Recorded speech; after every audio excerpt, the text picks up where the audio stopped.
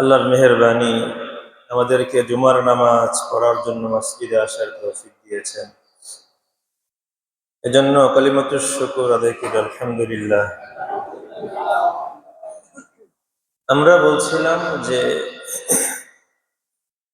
হুসাইন রাদিয়াল্লাহু আনহু এর জন্য কতিপয় মানুষ মুহররম মাস আসলে তাদের ভালোবাসা হুসাইন রাদিয়াল্লাহু আনহুর জন্য আহলে বাইতের জন্য প্রকাশ করে থাকে, এমন পদ্ধতিতে যেই পদ্ধতি শরীয়ত সমর্থন করে না।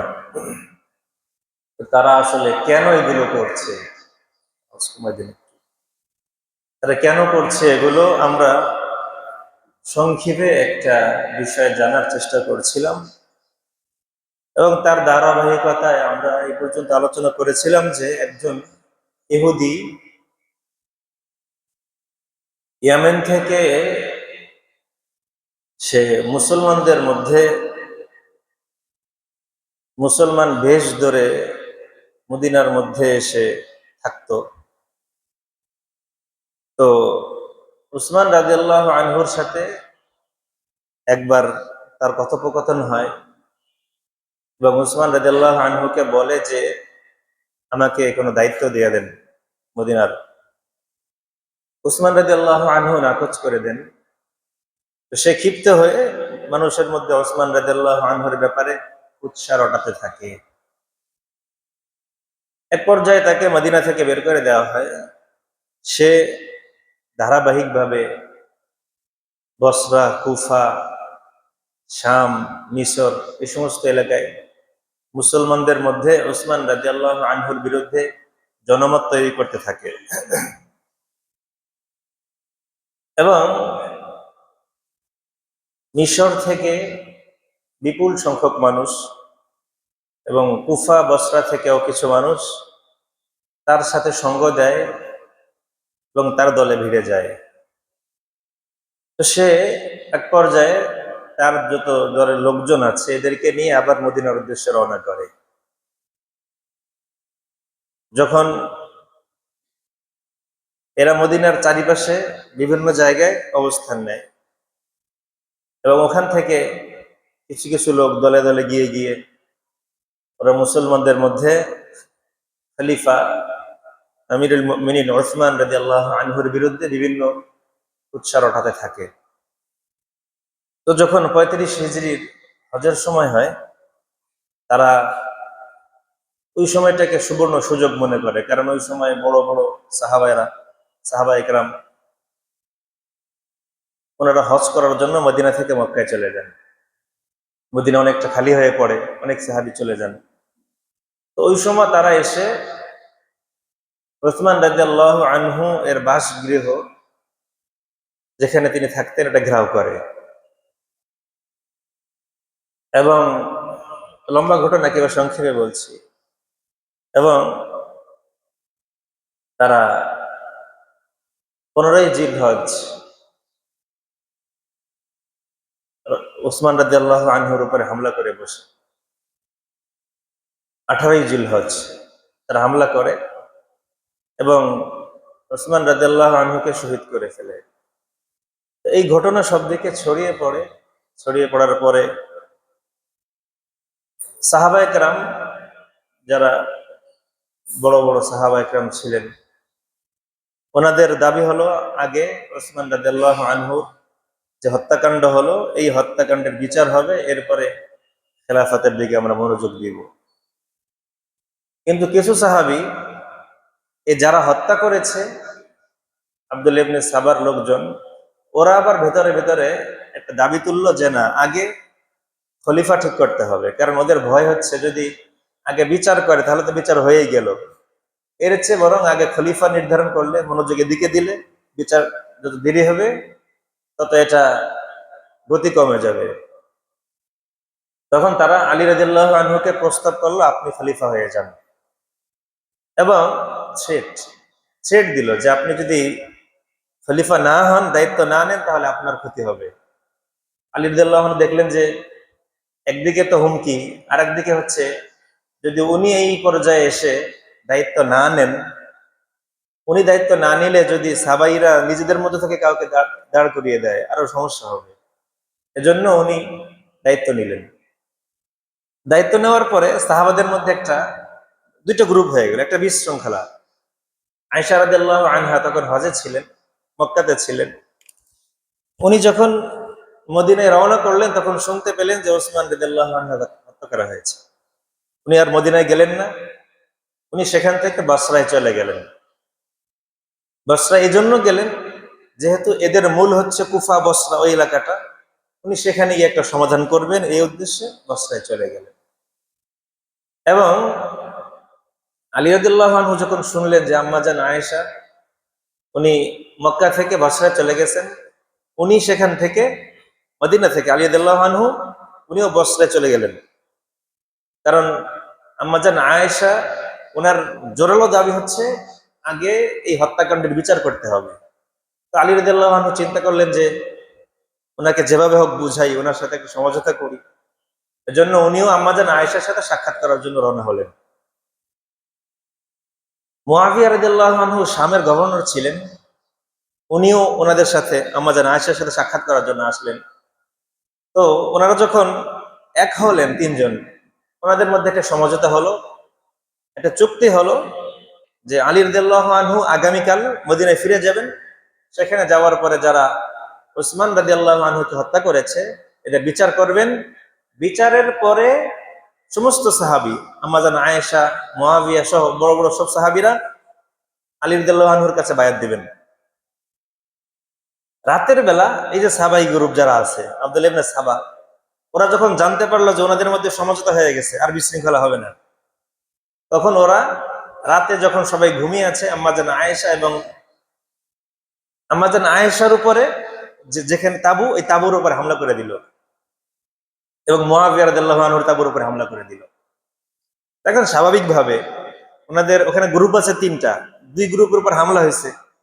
এখন ওখানকার মানুষও স্বাভাবিকভাবেই বুঝে নিবে যে হামলা কে করছে, আলী, স্বাভাবিক। তখন ওনারা আবার উল্টা আলী রাদিয়াল্লাহু আনহুর উপর হামলা করে দিল। এখন নিজেদের মধ্যে যুদ্ধ শুরু হয়ে গেছে। প্রায় 20,000 মুসলিম সেখানে শহীদ হন, প্রায় 20,000-এর মতো। এবং এক পর্যায়ে যুদ্ধ কোনোভাবেই থামানো যাচ্ছিল না। তখন আম্মাজান আয়েশার যেই উট, এই উটের উপরে হামলা করা হয়, উটকে তীর মারা হয়, উটটা পড়ে যায়। তো ওই সময় নিয়ম ছিল এরকম যে যে প্রধান থাকে সে যদি পড়ে যায় তাহলে যুদ্ধ শেষ, এরকম নিয়ম থাকে। আর এই জামানা তো প্রধানরা যুদ্ধে যায়ই না, ওরা কন্ট্রোল রুমে বসে দেখে যুদ্ধ স্ক্রিনে। তো যা হোক, আবার মুসলমানরা উল্টা, মুসলমানরা আবার যুদ্ধের ময়দানে গিয়ে শহীদ হয়, এখনো আছে এটা। তো আম্মাজান আয়েশা যখন পড়ে গেলেন, তখন মুআবিয়া এবং আলী রাদিয়াল্লাহু আনহু উভয়ে এসে ওনাকে বুঝালেন যে বিষয় এই, আমরা হামলা করিনি, আমাদের ভেতরে আরেকটা গ্রুপ আছে যারা এগুলো করছে। তো ওনাদের মধ্যে আবার সন্ধি হলো, মিটমাট হয়ে গেল। আম্মাজান আয়েশা মক্কায় চলে আসলেন, আলী রাদিয়াল্লাহু আনহু ওখানে থাকতে লাগলেন, কিছুদিন থাকলেন। তো এই যে ভেতরে ভেতরে যে একটা গ্রুপ, আব্দুল্লাহ ইবনে সাবা ওর দলের লোকে, ওদেরকে সাবাই বলা হয়। তো ওরা ওরা মুসলমানদের মধ্যে কিভাবে বিশৃঙ্খলা এটা জিয়ে রাখা যায় এটার জন্য চেষ্টা করতে থাকলো। তো একবার আলী রাদিয়াল্লাহু আনহুকে, ওরা তো মুসলিম ভেষ ধরেই আছে, ওরা কিন্তু অন্য ভেষ ধরে নাই, মুসলমানদের মতোই। একবার আলী রাদিয়াল্লাহু আনহুকে বোঝাচ্ছিল যে মুআবিয়া আপনার বিরুদ্ধে চক্রান্ত করছে, এবং মুআবিয়া রাদিয়াল্লাহু আনহু অত্যন্ত বিচক্ষণ ছিলেন এবং ওনার প্রভাব অনেক ছিল কুফা, শাম ওইসব এলাকায়। মুআবিয়া আপনার বিরুদ্ধে চক্রান্ত করছে, আপনাকে উৎখাত করবে খেলাফত থেকে, মসনদ থেকে। এই কথা শোনার পরে আলী রাদিয়াল্লাহু আনহু মুআবিয়াকে অপসারণ করলেন। এই ঘটনা যখন মুআবিয়া রাদিয়াল্লাহু আনহুর কাছে গেল, তখন ওনাকেও কিছু লোক বুঝাইলো যে এই দেখেন আপনার বিরুদ্ধে কোনো কারণ ছাড়াই আপনাকে অপসারণ করে দিয়েছে, এটা ব্যবস্থা নেওয়া দরকার।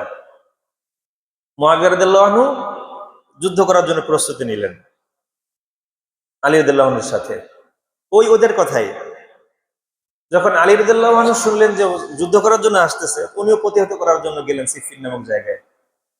তো উভয় গ্রুপের সংঘর্ষ হলো, 2 মাস পর্যন্ত যুদ্ধ হলো মুসলমানদের মধ্যে, এবং সেখানে শহীদ হয়েছিল প্রায় 70,000 মুসলমান, বহু সাহাবী ছিল এর মধ্যে। তো এই 2 যুদ্ধ মিলে প্রায় 90,000 মুসলমান শহীদ। এরপরে ওনাদের মধ্যে সন্ধি হলো, আলী রাদিয়াল্লাহু আনহু এবং মুআবিয়া রাদিয়াল্লাহু আনহু, ওনারা সন্ধি করলেন যে আমরা নিজেরাই মরছি। তো এক পর্যায়ে যখন সন্ধি হয়ে গেল, এখন ওই যে শত্রু গ্রুপ সাবাই, ওরা দেখলো যে এখন যদি মুসলমানদের মধ্যে মিল হয়ে যায় তাহলে তো আমাদের আবার সে বিচার কার্য চালাবে, আমাদেরকে হত্যা করা হবে আবার। তখন ওরা একটা ফতোয়া দিল যে আলী রাদিয়াল্লাহু আনহু ফাসিক, কারণ সে একজন কাফেরের সাথে সন্ধি করেছে। কাফেরকে? মুআবিয়া, নাউযুবিল্লাহ। কেন? কারণ মুআবিয়া আলী রাদিয়াল্লাহু আনহুর সাথে যুদ্ধ করেছে, খলিফার সাথে যুদ্ধ করলে সে কাফের। আর আলী রাদিয়াল্লাহু আনহু ফাসিক, কারণ সে কাফেরের সাথে সন্ধি করেছে। এই কারণে আলী রাদিয়াল্লাহু আনহুর গ্রুপ থেকে, ওনার দল থেকে কিছু লোক বের হয়ে গেল এবং তারা গিয়ে আলী রাদিয়াল্লাহু আনহুর বিরুদ্ধে যুদ্ধ ঘোষণা করলো। এই লোকগুলো আমাদের জানতে হবে এরা কারা, এরা মনে রাখতে হবে। তো আলী রাদিয়াল্লাহু আনহুর সাথে যুদ্ধ হলো, ব্যাপক যুদ্ধ। যুদ্ধে তারা পরাজিত হলো। পরাজিত হওয়ার পরে এই গ্রুপটা, এই যাদের মূল ছিল আব্দুল্লাহ বিন সাবা ইহুদি, ওই গ্রুপটা এখন চক্রান্ত করতে লাগলো যে যেহেতু যুদ্ধও পারলাম না, তাহলে আলী, মুআবিয়া এবং আমর ইবনুল আস, এই 3জন ব্যক্তিকে হত্যা করা হবে।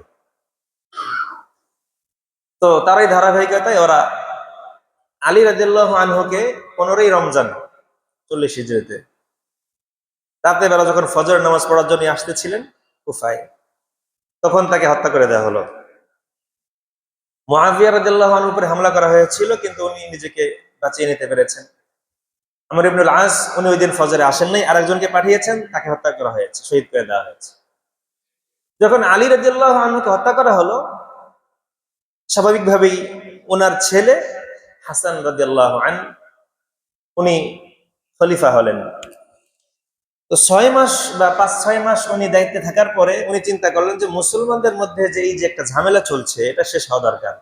তো উনি মুআবিয়া রাদিয়াল্লাহু আনহুর কাছে গেলেন, গিয়ে বললেন যে আমি আমার দায়িত্ব আপনার কাছে অর্পণ করলাম, আমি চাই না যে মুসলমানদের মধ্যে কোনো ঝামেলা থাকুক, কোনো গ্রুপ থাকুক। আপনি খলিফা, আপনি এখন পরিচালনা করবেন খেলাফত। যাই হোক, এরপরে এই 40-এর পর থেকে 60 হিজরি পর্যন্ত, প্রায় দীর্ঘ 20 বছর পর্যন্ত মুআবিয়া রাদিয়াল্লাহু আনহু খেলাফত পরিচালনা করেন। এখানে আর কোনো ঝামেলা হয়নি। এদিকে 49-50-এর দিকে হাসান রাদিয়াল্লাহু আনহু ইন্তেকাল করেন। ওই সময় থেকে এই যে গ্রুপটা, সাবাই গ্রুপ, এরা হুসাইন রাদিয়াল্লাহু আনহুর কাছে চিঠি দিতে লাগলো যে মুআবিয়ার থেকে আপনি বেশি যোগ্য, আপনি খেলাফতের দায়িত্ব গ্রহণ করেন। তখন উনি এটাকে কর্ণপাত করেননি, হুসাইন রাদিয়াল্লাহু আনহু। আরো প্রায় 10 বছর পরে মুআবিয়া রাদিয়াল্লাহু আনহু যখন অসুস্থ হয়ে পড়লেন, দুর্বল হয়ে গেলেন, তখন উনি সিদ্ধান্ত নিলেন যে আমার পরবর্তী খলিফা কে হবে। উনি বিভিন্ন সাহাবীদের সাথে, বড় বড় তাবিঈদের সাথে উনি আলোচনা করলেন এবং সিদ্ধান্ত নিলেন ওনার ছেলে ইয়াজিদ, তাকে এই দায়িত্ব দেওয়া হবে, খলিফা বানানো হবে।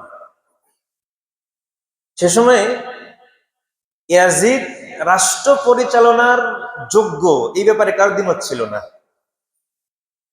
একজন মানুষের ভেতরে ভালো না খারাপ আমরা তো ভিতরে গিয়ে আর দেখতে পারবো না, কেউ তো জানবে না এটা। ওই সময় পর্যন্ত ইয়াজিদের ভেতরে ভালোই ছিল, সবাই একমত ছিল যে হ্যাঁ, ইয়াজিদ রাষ্ট্র পরিচালনার যোগ্য।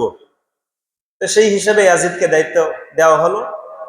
মুআবিয়া রাদিয়াল্লাহু আনহু তার নাম ঘোষণা করে দিলেন। ইয়াজিদ যখন ক্ষমতায় আসলো, তখন ইয়াজিদ সারা দেশের মধ্যে ঘোষণা দিয়ে দিল যে আমার বিরুদ্ধাচরণ যে করবে, আমাকে যে মানবে না খলিফা হিসেবে, তাকে গ্রেফতার করবে, যেই হোক। এই ঘোষণার পরে ওই সময় মদিনার মধ্যে যে গভর্নর ছিল ওয়ালিদ ইবনে উতবা, ওয়ালিদ ইবনে উতবা হুসাইন রাদিয়াল্লাহু আনহুর উপরে চাপ প্রয়োগ করতে লাগলো। হুসাইন রাদিয়াল্লাহু আনহু ওই সময় মদিনায় ছিলেন। তো চাপ প্রয়োগ করতে লাগলো বায়াত দেওয়ার জন্য। তো উনি ওখান থেকে আরো অনেক সাহাবী তখনও পর্যন্ত ইয়াজিদকে খলিফা হিসেবে মানেনি। উনি মক্কায় চলে যাওয়ার জন্য রওনা করলেন। তো মক্কায় গেলেন। মক্কায় যাওয়ার পরে এই সময়গুলোর মধ্যে প্রচুর পরিমাণ চিঠি আসতে লাগলো কুফা থেকে, যে এখানকার মানুষ প্রায় 1,00,000 মানুষ আপনার জন্য জান দিতে প্রস্তুত। এই যে চিঠিগুলো লিখতেছে, এরা মূলত এই যে আব্দুল্লাহ বিন সাবার গ্রুপের লোক। তখন হুসাইন রাদিয়াল্লাহু আনহু এটা পরীক্ষা করার জন্য মুসলিম বিন আকিল, ওনার চাচাতো ভাই, ওনাকে পাঠালেন কুফায়, যে তুমি গিয়ে দেখো আসলে কি অবস্থা। তো উনি গিয়ে দেখলেন, হ্যাঁ এখানে পরিস্থিতি মোটামুটি ভালো। অনেক মানুষ হুসাইন রাদিয়াল্লাহু আনহুকে খলিফা হিসেবে পেতে চায়। উনি ওখান থেকে একটা চিঠি লিখলেন যে হ্যাঁ, আমরা যে খবর শুনেছি এই খবর মোটামুটি সঠিক, আপনি আসতে পারেন। মুসলিম বিন আকিল যেই ঘরে থাকতেন, ওই ঘরের যে কর্তা, তাকে গ্রেফতার করা হলো। গ্রেফতার করার পরে মুসলিম বিন আকিল তাকে ছাড়ানোর জন্য 4,000 সৈন্য নিয়ে যাচ্ছিলেন জেলখানার দিকে, ছাড়িয়ে আনবেন। তো যাওয়ার পথে পেছন থেকে মানুষ কমতে কমতে কমতে কমতে এক পর্যায়ে এমন হলো যে ওনার সাথে আর একজনও থাকলো না, একা হয়ে পড়লেন। এই যে উনার সঙ্গ দিয়েছে, প্রথম চিঠি দিয়েছে, এরপরে আমরা হুসাইন রাদিয়াল্লাহু আনহুকে খলিফা হিসেবে পেতে চাই এই দাবি তুলেছে, এরপরে এই যে মুসলিম বিন আকিলের সাথে যুদ্ধ করার জন্য 4,000 গিয়েছে, এই সব আব্দুল্লাহ ইবনে সাবা দলের লোক। যখন একেবারে কাছাকাছি চলে এসেছে, দেখে একজনও নাই, তখন মুসলিম ইবনে আকিল একা হয়ে পড়লেন। লম্বা ঘটনা। তো মুসলিম বিন আকিলকেও এক পর্যায়ে হত্যা করা হলো গ্রেফতার করে। তো ওনাকে গ্রেফতারের আগে উনি আরেকজনকে দিয়ে খবর পাঠিয়েছেন যে আমি তো খবর পাঠিয়ে দিয়েছি হুসাইন রাদিয়াল্লাহু আনহুর কাছে, উনি যেন আসেন। তো তুমি যে কোনোই হোক গিয়ে ওনাকে বারণ করো। হুসাইন রাদিয়াল্লাহু আনহু উনি খলিফা হবেন, এই মানে কি বলে এটাকে, এই আশা, বা ওনার খলিফা হতে হবে, ক্ষমতা দখল করতে হবে, এই আশা না, বরং ওনার দাবি হলো উনাকে এমন ইনফরমেশন দেওয়া হয়েছে যে কুফার মানুষরা ইয়াজিদকে খলিফা হিসেবে মানছে না, এবং অধিকাংশ মানুষ ইয়াজিদের বিরোধী হওয়ার কারণে এই মানুষের জীবনের নিরাপত্তা নিয়ে শঙ্কা। তো এতগুলো মানুষের সমস্যা, এটা দেখে হোসেন রাদিয়াল্লাহু আনহু আর রাস্তায় নেমেছে। তো হোসেন রাদিয়াল্লাহু আনহু যাত্রা শুরু করলেন। ইরাকের কাছাকাছি আসার পরে উনি দেখলেন যে না, ইয়াজিদের অবস্থা এরকম যে পাকাপোক্ত করে ফেলছে, এখন সে যাই হোক তার খেলাফত এখন মজবুত, ক্ষমতা মজবুত হয়ে গেছে। ইয়াজিদ তখন ওই সময় নু'মান ইবনে বাশির ছিল কুফার গভর্নর। তো নু'মান ইবনে বাশির আবার একটু নরম দিলের ছিলেন, একটু নরম ছিলেন। তো ওনাকে অপসারণ করে আরেকজনকে দিলেন যে একটু কঠিন মনোভাব। তো উনি যখন ওখানে গেলেন, ইয়াজিদের পক্ষ থেকে একটা বাহিনী, একটা সৈন্য দল ওনাদেরকে ঘিরে ফেললো। তো ঘিরে ফেলার পরে উনি প্রস্তাব দিলেন যে আমি তোমাদের সাথে যুদ্ধ করতে আসিনি, যুদ্ধ করতে আসিনি, আমাকে ইয়াজিদের সাথে সাক্ষাৎ করতে দাও। ইয়াজিদ কিন্তু ঘোষণা দেয় নেই যে তোমরা হুসাইনকে হত্যা করো, বরং ঘোষণা হচ্ছে আমার বিরুদ্ধে যে যাবে তাকে গ্রেফতার করবে, সে যেই হোক। গ্রেফতার করা আর হত্যা করে ফেলা তো এক কথা না। তো হোসেন রাদিয়াল্লাহু আনহু প্রস্তাব দিলেন যে আমাকে তার সাথে দেখা করার জন্য সুযোগ দাও। তাকে সে সুযোগ দেওয়া হলো না। বললো তাহলে আমাকে মক্কায় ফিরে যেতে দাও, সেই সুযোগও দেওয়া হলো না। বলো তাহলে আমাকে পৃথিবীর অন্য কোনো দেশে চলে যাওয়ার সুযোগ দিয়ে দাও, অন্য কোনো মুসলিম কান্ট্রিতে, সুযোগ দেওয়া হলো না। লম্বা ঘটনা। তো এই যে যে পেছনে পেছনে মুসলমানদেরকে সামনে আগায় দিয়া মুসলমানদের মধ্যে বিশৃঙ্খলা করে, এই লোকগুলো হলো এই যে ওবায়দুল্লাহ, কি বলে, আব্দুল্লাহ ইবনে সাবার দলের লোক। তো হোসেন রাদিয়াল্লাহু আনহু 10ই মুহররম যখন কারবালার প্রান্তরে উপস্থিত হলেন, তখন এই ইয়াজিদের যে গ্রুপ সেনাবাহিনী, এদের মধ্যে থেকে একজন ব্যক্তি শিমার এবং সিনান, যখন হুসাইন রাদিয়াল্লাহু আনহুর দলের সমস্ত পুরুষ শহীদ হয়ে গেল, শুধুমাত্র হুসাইন রাদিয়াল্লাহু আনহু একাই বাকি আছে। তো কেউ হুসাইন রাদিয়াল্লাহু আনহুর উপরে হামলা করবে সাহস পাচ্ছিল না। ওদের প্রধান ছিল ওবায়দুল্লাহ ইবনে জিয়াদ। কেউ সাহস পাচ্ছিল না। তখন সীমার একটা বক্তব্য দেয়। তো সীমারের বক্তব্যে উৎসাহী হয়ে সিনান নামক একজন ব্যক্তি হুসাইন রাদিয়াল্লাহু আনহুর উপরে হামলা করে। এই ঘটনাটা বলা উদ্দেশ্য যে এখানকার এই যে পুরো ঘটনার মধ্যে একটা গ্রুপ এমন আছে যারা মুসলমানদেরকে সবসময় কুমন্ত্রণা দিয়েছে, মুসলমানদের মধ্যে কিভাবে বিশৃঙ্খলা লেগে থাকে এটা বোঝানোর চেষ্টা করেছে। এমনকি যখন হুসাইন রাদিয়াল্লাহু আনহু 10ই মুহররমের আগের রাত্রে, ওই রাতের বেলা একটা স্বপ্ন দেখেন। তো স্বপ্ন দেখেন, ঘুম ভেঙে যায়। ওনার বোন পাশে ছিল, জিজ্ঞাসা করে কি ব্যাপার, কি হয়েছে? বলে কিছু না, একটু ঘাবড়ে গেছেন। আবার জিজ্ঞাসা করে কি হয়েছে? উনি বলেন যে নানা জানের সাথে আগামীকাল সাক্ষাৎ করব, হুসাইন রাদিয়াল্লাহু আনহু। এই কথা শোনার পর ওনার বোন কান্না করতে লাগে। তো উনি বলেন যে খবরদার, আমি ইন্তেকালের পরে তোমরা কান্না করবা না, মাতাম করবা না। হুসাইন রাদিয়াল্লাহু আনহু যে উনাকে যারা ভালোবাসে তাদেরকে বলছে তোমরা কি করবা না, আমার জন্য মাতাম করবা না, কান্না করবা না, চিল্লাচিল্লি করবা না। কিন্তু একটা গ্রুপ এখন এমন আছে যারা হুসাইন রাদিয়াল্লাহু আনহুর ভালোবাসা দেখাতে চায়। ওরা মূলত, আমরা এখন মুসলমানদের মধ্যে আমাদের ফিকহি অনেক ইখতিলাফ আছে ঠিক, কিন্তু আমাদের মূল জিনিসের মধ্যে কোনো ইখতিলাফ নাই। তাবলিগওয়ালা বলেন, কওমিওয়ালা বলেন, চরমুনাই বলেন, আমাদের মূল জিনিসগুলো এক। কিন্তু এখানে এই গ্রুপটা আমাদের মধ্যে একটা বিভাজন তৈরি করে রেখেছে। ওই যে আব্দুল্লাহ ইবনে সাবার দলের লোক, ওরা এখনো পর্যন্ত মুসলমানদের মধ্যে বিভাজন তৈরি করে রেখেছে এবং এই ফাটল এটাকে স্থায়ী করে রাখতে চায়, মুসলমানরা যেন এক হতে না পারে। ওদের মূল ছিল তো ইহুদি।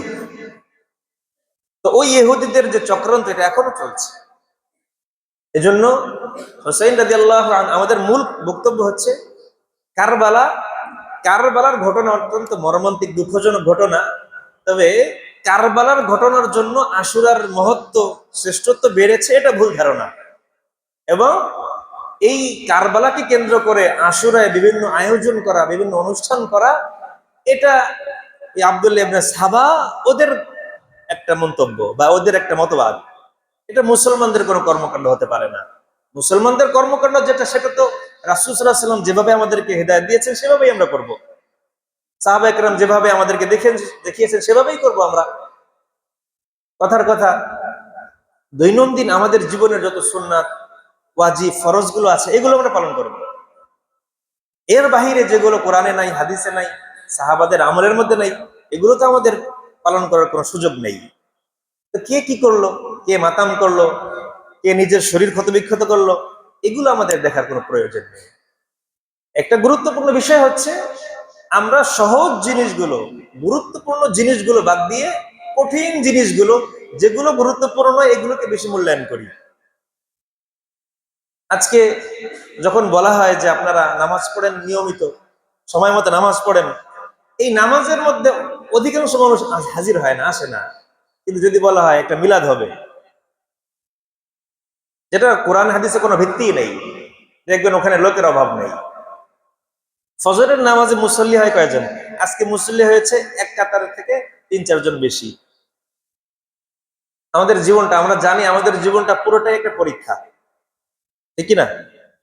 আপনার বালেগ হওয়া থেকে শুরু করে মৃত্যুর আগ পর্যন্ত প্রতি মুহূর্তেই পরীক্ষা। এখন পরীক্ষাটা আমরা দুনিয়ায় হাইসিয়াতে যদি দেখি, পরীক্ষাটা কি প্রতিদিন হয় না কয়দিন পর পর হয়? আগে প্রিপারেশন চলতে থাকে, হঠাৎ একদিন পরীক্ষা হয়। আমাদের জীবন তো এমনই। আপনি সারা বছর নামাজ পড়লেন, সারা বছর সুন্নাত অনুযায়ী চললেন, হঠাৎ একদিন বিকট অনেক বৃষ্টি হলো, মুষলধারার বৃষ্টি হলো, ফজরের সময় অনেক বৃষ্টি, আপনি মসজিদে আসলেন না, এই তো পরীক্ষায় ফেল করলেন। লাইলি মজনুর ঘটনা জানেন আপনারা? একটা গল্প, একটা ঘটনা না। লাইলি মজনুর গল্পের মধ্যে কিছু বিষয় আছে এখানে পুরোটাই ভুয়া, কিন্তু কিছু বিষয় শিক্ষণীয় আছে। একটা ঘটনা, মজনু যখন, মজনুর নাম কিন্তু মজনু না, মজনুর নাম কায়েস, কিন্তু তাকে মজনু কেন বলা হয়? মজনু মানে পাগল। তো যে লাইলির জন্য পাগল হয়েছে এই জন্য তার নাম রটেছে কি মজনু। সে পাগল হয়ে, পাগল হয়ে বলতে সে মজনু লাইলি ছাড়া কিছু বোঝে না, এই জন্য তাকে এখন পাগল বলে। তা মানুষ তাকে এলাকা থেকে বের করে দিচ্ছে। তো সে একটা ফাঁকা জায়গায় গিয়ে থাকে। তো লাইলি দেখলো যে এই লোকটা আমার জন্য এভাবে কষ্ট করছে, খাবার দাবার নাই, তো প্রতিদিন একটা পেয়ালায় করে কিছু খাবার পাঠায়। তো এখানে কিছু মানুষ দেখলো, মনে করেন ফ্রি ফ্রি যদি খাবার পাওয়া যায়, স্বাভাবিকভাবে যেখানে কম দামে জিনিস পাওয়া যায় এখানে তো মানুষের ভিড় হয়, তো যেখানে ফ্রি পাওয়া যায় এখানে থাকবেই। তো প্রতিদিন নির্দিষ্ট সময় খাবার পাঠায়, এটা দেখে কিছু ভুয়া মজনু এখানে এসে ভিড় জমাতে লাগলো। এমন অবস্থা হয়েছে, মজনু যেখানে থাকে খাবারটা ওই জায়গায় পৌঁছতে পারে না, এর আগেই বিভিন্ন মজনুরা এসে খাবারটা ভাগ করে খেয়ে ফেলে, মজনুর শেষ নেই।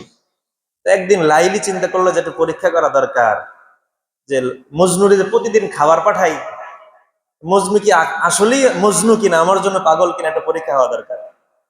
একদিন, এগুলো কিন্তু গল্প, একদিন লাইলি পরীক্ষা নেওয়ার জন্য পেয়ালা পাঠাইছে, পেয়ালার মধ্যে কোনো খাবার নাই, একটা চাকু। তো ওই যে ভুয়া মজনু যারা আছে ওদের সামনে নেওয়ার পর, কি ব্যাপার আজকে ওর খাবার নাই, চুরি কেন? এখন যে খাদেম আসছে সে বলতেছে আজকে তো খাবার পাঠায়নি, আজকে লাইলি বলছে মজনুর রক্ত দেওয়ার জন্য। কি দেওয়ার জন্য? রক্ত। এখন যারা ভুয়া আশেক, যারা ভুয়া মজনু, ওরা কি রক্ত দিবে? কি বলেন? এখানে যদি বলা হয় চলেন আমরা জিহাদে যাই, কেউ কি বলবে আমি যাব না? কি বলেন? কিন্তু পুলিশের টিয়ার টিয়ার সেলের গন্ধ যদি পায় সবাই থাকবে? থাকবে না। ভুয়া যারা ভুয়া মুজাহিদ, ভুয়া মজনুরা থাকবে না। তো এরকম একজন একজন করে করে ভুয়া মজনুরা সব পিছে কেটে যাচ্ছে, আমি না সামনে, মজনু কই? সামনে। এখন সত্যিকার মজনু যে, ও তো খাবার টাবার পায় না, একবারে দুর্বল হয়ে পড়ছে। এখন মজনুর কাছে যখন, সত্যিকার মজনুর কাছে যখন নিয়ে পেয়ালা দিছে, কি ব্যাপার পেয়ালা কার? বলে এটা তো লাইলি পাঠাইছে রক্ত দেওয়ার জন্য। এতদিন পরে আমার কথা মনে পড়লো? মনে তো প্রতিদিনই পড়ে, কিন্তু তোমার কাছে তো আর সে খবর আসে না। তো মজনু এতদিন পরে তার মাশুকা লাইলি তাকে স্মরণ করছে, খুশি হয়ে গেছে, নিজের শরীর থেকে রক্ত বের করে দিয়ে দিচ্ছে। আমরা যে আল্লাহ তাআলার রাসূল সাল্লাল্লাহু আলাইহি সাল্লামের সত্যিকার আশিক, এটা প্রমাণ করা লাগবে। এটা প্রমাণের জন্য রক্ত দেওয়া দরকার নাই। আমাদের সুন্নাহ মোতাবেক যে আমলটা দৈনন্দিন করছি আমরা, এটা যেন কোনো বাধাই যেন আমাদেরকে পিছিয়ে সরে দিতে না পারে। আমাদের প্রত্যেকটা কাজ যেটা সুন্নাহ অনুযায়ী করছি, মৃত্যু পর্যন্ত করতে হবে ইনশাআল্লাহ। পারা যাবে? আল্লাহ তাআলা তৌফিক দান করেন, আমিন।